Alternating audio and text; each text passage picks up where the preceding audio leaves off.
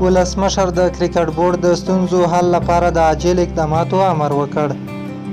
ولسمشر محمد اشرف غني تېر ماښام د افغانستان د کرکټ بورډ عمومي رئیس عزیز الله فضلي او د کرکټ بورډ له غړو سره وکتل او د افغانستان د کرکټ بورډ وضعیت په اړه د هغوی ارزونه او راپور واورېد.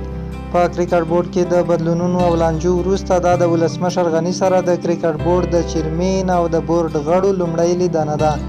په یاده لیدنه کې د افغانستان د کرکټ بورډ غړو وویل د 2019 کال د نړیوال جام سیالیو پر مهال او تر هغه وروسته د افغانستان کرکټ وضعیت وارزول شو او د ملي ټیم د ښه کېدو لپاره ځینې اقدامات ترسره شوي دي.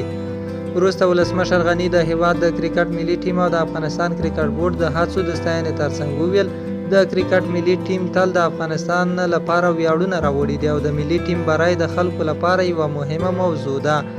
جمهور رئیس زیاته کړه چې کرکټ د خلکو ملي پانګه ده او د هغه د وضعیت د ښه والي لپاره باید پانګونه پرې وکړو. ولسمشر غني په کرکټ بورډ کې ستونزو ته په اشاره وویل د کرکټ بورډ تشکیلاتي ستونزې او اړتیاوې د جدي وارزول شي او د رفع کېدو لپاره د عاجل اقدامات وشي. هغه زیاته کړه دا د بورډ مسؤلیت دی چې د ټیم د ښه ځلېدو د هڅو ترڅنګ په ټیم کې نظم او اتحاد وساتل شي. ولسمشر غني وویل موږ د شل اوریزو نړیوال جام سیالۍ په مخ کې لرو او په هغه کې د بریالي کېدو لپاره باید لازم تیاری ونیول شي.